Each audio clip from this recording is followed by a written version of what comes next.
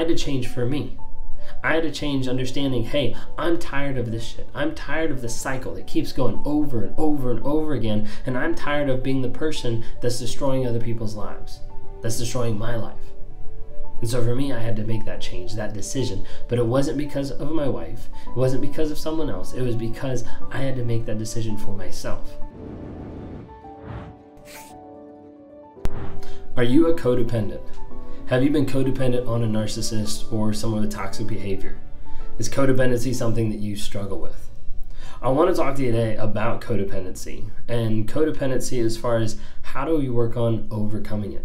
What are some of the steps? What are some of the tips, in one sense, to start overcoming codependency? Because it can be really crazy. It can be really hard. It can be really confusing about what's happening on a day-to-day basis. So let's look at that a little bit. The book we've been going through recently, I'm sure you guys have seen, if you've seen any of my other videos, is The Narcissist in Your Life by Julie Hall. It's been a really good book, kind of breaking down a lot of stuff, step by step, piece by piece, and sometimes really small pieces to help understand narcissism as a whole.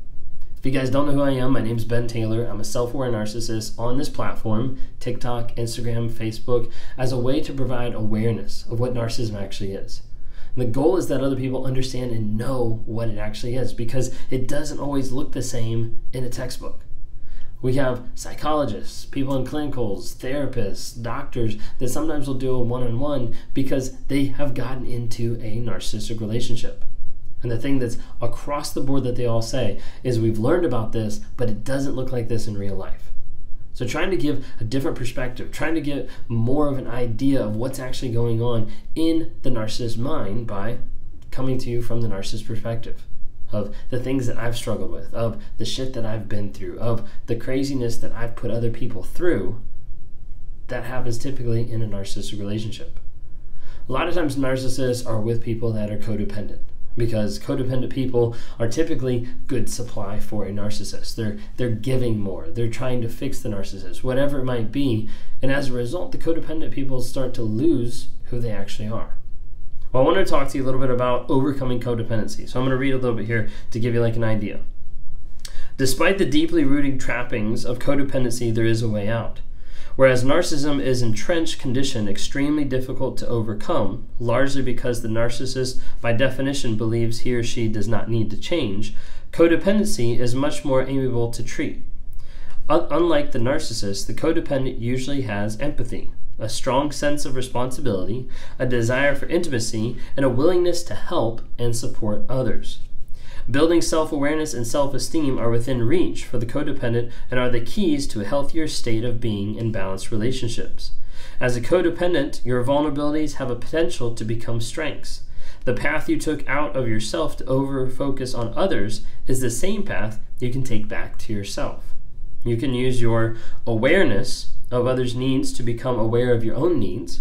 You can use empathy for others to feel compassion for yourself, and desire to help and heal others to help and heal you. A lot of the aspect of the codependency is taking it from being focused on the other person and focusing it back on you. Not in a selfish, egotistical way, but in a self-care of like, hey, I also need to work on me instead of sacrificing my needs for someone else. Instead of sacrificing my needs for someone else who's just stripping away every single part of me for them. Sucking the life out. Think of it that way.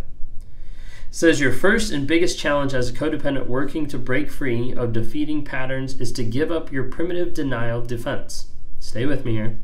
We have explored denial previously, and here we need some reminders. When parents are neglected and or abusive, young children must deny it to survive. They have no choice. But as they get older, eventually they must wake up from denial and as to grow and to heal. Children who don't break their denial get stuck, continue to get hurt, and end up hurting others.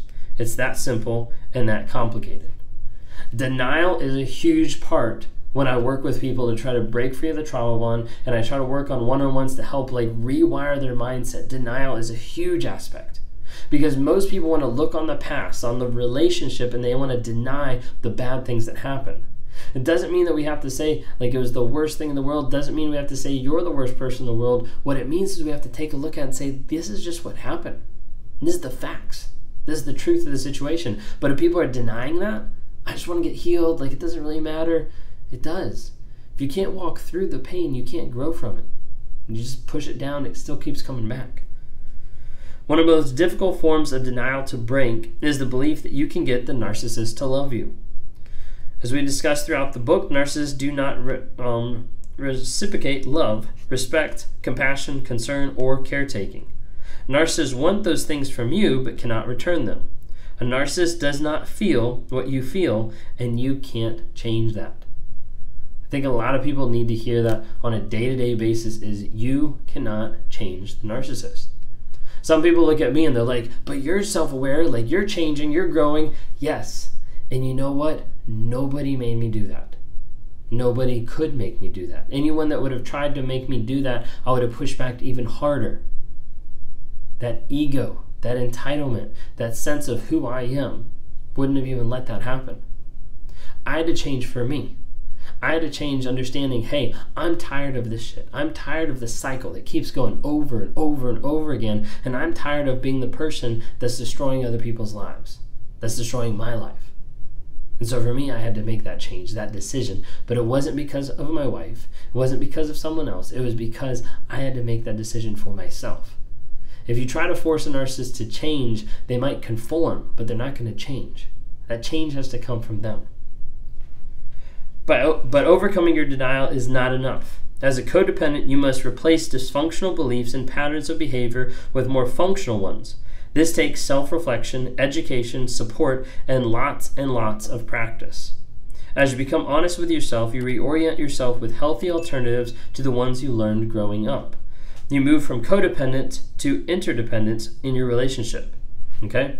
And here's where it really meets the road that I want you guys to be able to hear. So overcoming codependency, here's 12 things to start. Just start the mindset. Just start the idea of what you need to work on. Okay? If any of these stick out, list it down below in the comments of like, hey, I'm going to work on this week. Because we have to have a plan. We have to have something on a day-to-day basis that's going to say, hey, this is my focus for this day, for this week, for this month, for this quarter, for this year, to grow and to develop. And so as I read through these, whichever one sticks out, and whichever one you're like, hey, I'm going to commit to this, write down in the comments down below, I'm going to commit to doing this one, to working on this one this week. Okay? Got 12 of them here. Number 1, respect yourself. So often codependents give that respect to someone else, and they lose that self-respect of who they are, what they're worth. Respect yourself. Number 2, listen to your needs. You've been taught in narcissistic relationship that your needs don't matter, that your needs are irrelevant, that your feelings are unimportant, and as a result, you push those down and you no longer focus on your needs. That's why a lot of codependents are struggling health-wise, mental-wise, emotionally-wise, like everything, because of the fact that your needs have been devalued for so long. It's time to come back and say, hey, I need to listen to my needs. Number 3, value your feelings. The narcissist didn't value your feelings. He said that you were oversensitive, that you were crazy at times, that you were manipulative, that you just cried to manipulate, like anything like that. Value your feelings. They matter. Your feelings aren't a bad thing. Your emotions aren't a bad thing. It's okay to have those. Those are yours. Own them and continue to grow and change yourself. Number 4, ask what you want. Majority of the time, you haven't had a chance to even figure out what you want in a relationship. But instead, you're inundated and bombarded with what the narcissist wanted, what the toxic person wanted, and if you didn't comply, you were in trouble and you had hell to pay. So ask for what you want. Number 5, reject what you don't want. This is one of the hardest things for codependent people to do, is to be like, no thanks. Like, I don't want that. I don't need that in my life. That's not something that I need to have. Reject what you don't want, especially when it comes to toxicity and toxic behavior. Number 6, separate your happiness from happiness of others. This is a hard one, isn't it? Being able to differentiate and say, hey, your happiness or lack of happiness does not define mine. When you look at that, you have to be able to acknowledge and say, hey, I have to work on my self-respect, on my feelings, on listening to me, so that I can gain that happiness and that joy that comes regardless if someone else is having a bad attitude or a piss poor attitude in the corner. Okay? Number 7, recognize imbalance in relationships. How are the relationships going? Once you're getting out of that toxic relationship or when you're with someone else, like, what is that balance? Is there a balance? Is it kind of all skewed? Number 8, establish healthy boundaries. Once again, establish healthy boundaries. A lot of people are like, I have no clue how to do boundaries. I have no clue what boundaries are. If you're curious about learning more about boundaries, download the NARC app, NARC, Narcissistic Abuse Recovery Community. There's a course in there about boundaries.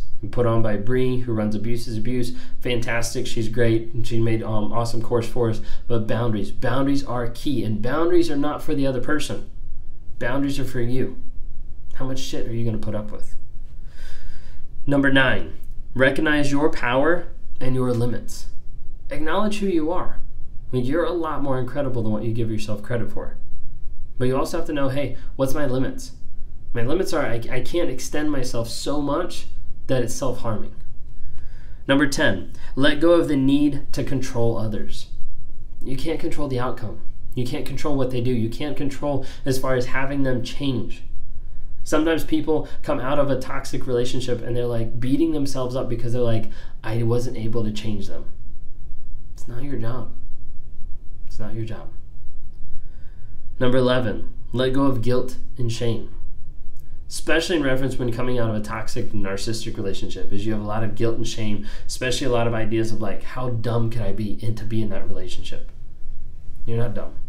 You didn't have the education, tools, and resources to know what you were in. And as a result, what you were in felt normal, at least for a period of time. Number 12, reparent yourself. Help relearn the things that you need to rebuild in yourself, the emotional maturity, the ideas of like, hey, I can continue to grow and develop myself, but it has to be at a new level. Hopefully some of those, which of those 12 are you going to work on this week? This week. Pick one of the 12. If you didn't pick one, go back and listen to it again. Which one of the 12 are you going to use this week and say, hey, I'm going to work on this? Doesn't matter if you're codependent or not. Everybody can work on one of these. But see which one you can work on this week for your healing, for your growth, and for change.